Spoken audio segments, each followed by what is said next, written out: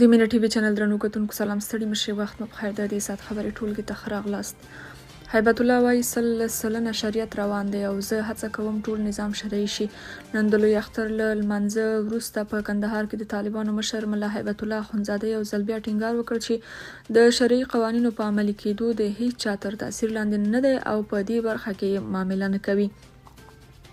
د نوموړي د خبرو غږیزه بڼه د طالبانو د حکومت ویان ذبیح الله مجاهد په خپله ټویټر پاڼه خپره کړې ده. د طالبانو مشر دغه شان ویلي دا چې نړۍ حکومت په رسمیت نه پیژني او لامل یې په زور واک ته رسیدل بولي، دا خبره سمه نه ده او نړۍ د په خبره د خپلې ماتې د شرم له امله په رسمیت نه پیژني. هغه دغه شان ویلي چې ډیر ژر به ټول قوانین اسلامي کړي او ټول ادارو ته یې امر کړی چې خپل قوانین له آیاتونو او احادیثو سره برابر کړي. هغه وایي زه دا درته وایم چې 100 سلنه شریعت روان دی او زه هڅه کوم چې ټول نظام او قانون شرعي شي. تاسې به څه وخت وروسته ووینئ چې زموږ ټول قوانین چې راوځي د آیات او حدیث په رڼا کې به یې تخریج شوي وي.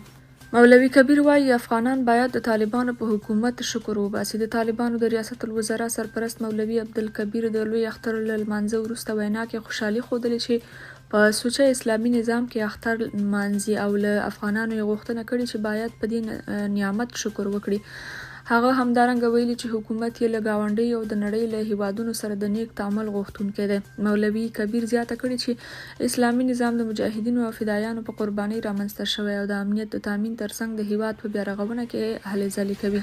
دا په داسې حال کې ده چې د یوناما د تازه راپور له مخې د طالبانو له واکمنۍ راهیسې بېلابېلو بریدونو کې 1015 ملکي وګړي وژل شوي او 2609 بیا نور ټپیان شوي دي. سلګونه زره خلک کډوال شوي او میلیونونه افغانان د فقر سره مخ دي. حکمتیار وایي د روان بحران څخه د وتلو حل لار لرم. ګلبدین حکمتیار د اختر لمانځه پر مهال ویلي د یو داسې نظام تګلار را سره شته چې د افغانستان ستونزه هوارولی شي. وایي دغه تګلاره په 4 ستنو ولاړه ده. هغه وایي لومړی د یو شورا جوړول چې د ملي یووالي ممثله وي. دا شورا به هره برخه کې د تصمیم نیولو اخري مرجع وي. دوهم دا چې د اساسي قانون جوړول. دریم نمونه‌يي اسلامي نظام جوړول. حکمتیار وروسته یا څلورم وړاندیز کې ویلي دي چې نوی تعلیمي نصاب باید جوړ شي. هغه داسې چې مدرسه او مکتب سره یو کړي او صرف د تخصص دورې سره جدا وي. عبدالله وایي ټولو ته د سولیز ژوند زمینه مساعده شي. ډاکټر عبدالله عبدالله هیله ښودلې چې په هیواد کې د ټولو ورونو قومونو ترمنځ د همپالنې او سولیز ژوند فضا رامنځته او د هیواد د پرمختګ او آبادۍ زمینه برابره شي. هغه همداراز له نړیوالې ټولنې غوښتي چې د افغانانو اقتصادي ستونزې او ناسم بشري وضعیت درک کړي او افغانستان سره مرستې او ملاتړ ته دوام ورکړي. ښاغلي عبدالله یاده هیله په داسې حال کې ښودلې چې پر طالبانو د واک د انحصار له امله نیوکې کیږي او د نړیوالې ټولنې ترڅنګ ترې افغان سیاستوال هم د ټولشموله حکومت رامنځته کېدو غوښتنه کوي.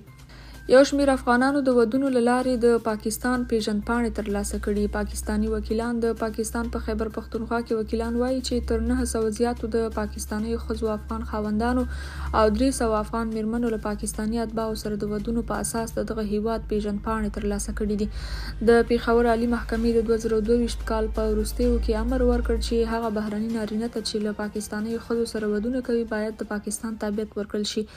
د محکمې له دې پریکړې وروسته ګڼو هغو افغانانو چې په پاکستان کې له پاکستاني ښځو سره ودونه کړي د پاکستاني پیژندپاڼو ترلاسه کولو لپاره محکمې ته درخواستونه ورکړي دي. د پېښور د عالي محکمې وکیله مهوش محب کاکاخیل وایي په دې محکمه کې لږ تر لږه 1500 نور دا ډول درخواستونه تر کار لاندې دي. هغه وایي د پاکستان نورو محکمو هم ورته پریکړې کړي دي.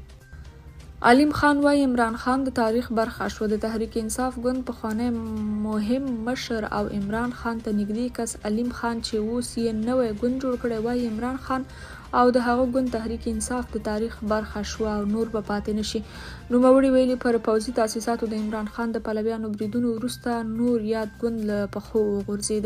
لوکاشینکو وایي پوتین غوښتل د بغاوت پر وخت پریګوژین له منځه یوسي. د بیلاروس ولسمشر الکساندر لوکاشینکو وایي د روسیې ولسمشر ولادیمیر پوتین یې دې ته وهڅاوه چې د تېرې اونۍ د بغاوت په ترڅ کې چې د کرملین په وینا روسیه یې د کورنۍ جګړې پر لور وړله د واګنر د ډلې مشر یوګني پریګوژین د له منځه وړلو ډډه وکړي.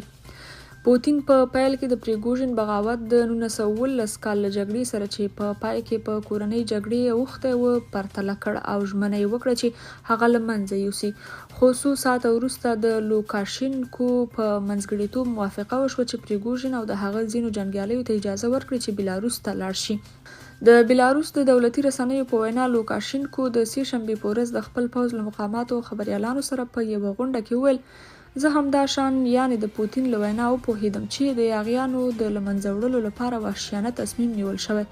لوکاشینکو زیاته کړه ما پوتین ته وړاندیز وکړ چې بیړه ونه کړي. ورته مې وویل راځه د پریګوژن او د هغه له قومندانانو سره خبرې وکړه. هغه راته وویل غوږ ونیسه ساشا فایده نه لري. هغه یعنې پریګوژن حتی خپل ټلیفون نه پورته کولو. د امریکا حکومت د ګوانتنامو زندان له کبله بخښنه وغواړي. له ګوانتنامو څخه تر لیدنې وروسته د ملګرو ملتونو یوې ریپورټرې د امریکا د حکومت له لوري له بندیانو سره د ظالمانه او سپکاوي ډک چلند پر دوام نیوکه کړې ده. دا په تیرو 20 کلونو کې لومړی ځل دی چې د ملګرو ملتونو یوې ریپورټرې ته اجازه ورکړل شوه چې د ګوانتنامو په پوځي اډه کې د ترهګریزو بریدونو په تور د نیول شوو مشکوکو کسانو توقیف ځای ته ولاړه شي. د شاوخوا 800 کسانو له ډلې چې یو وخت په دغه توقیف ځای کې بندیان و اوس 30 تنه پاتې دي. فیونوا لانی د ملګرو ملتونو لومړنۍ خپلواکه ریپورټر ده چې د فبرورۍ په میاشت کې په بېساري ډول له هغو 40 کسانو سره 4 ورځې وکتل او خبرې وکړې چې په ګوانتنامو کې بندیان و.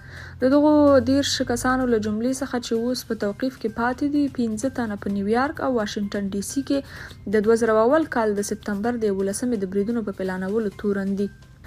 امریکا له اوکراین سره 500 میلیونه ډالر پوځي مرسته اعلان کړه. امریکا اوکراین ته د 500 میلیونه ډالرو په ارزښت د پوځي مرستو نوې کڅوړه ورکوي. د امریکا دفاع وزارت پینټاګون پرون وویل په دې کڅوړه کې د روسیې پر ضد په دفاعي عملیاتو کې له اوکرایني ځواکونو سره د مرستې لپاره د براډلي جنګي ګاډو او د ستریکر زغره ګاډو په ګډون پوځي وسایط او نور تجهیزات شامل دي.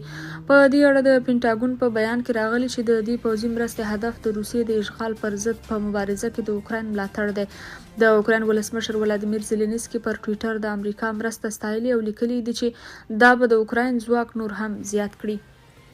درنو کتونکو او اوریدونکو د دې ساعت خبري ټولګه تر همدې ځای او تر بیا بلې ټولګې خوشاله وخت ولرئ. د خدای پامان.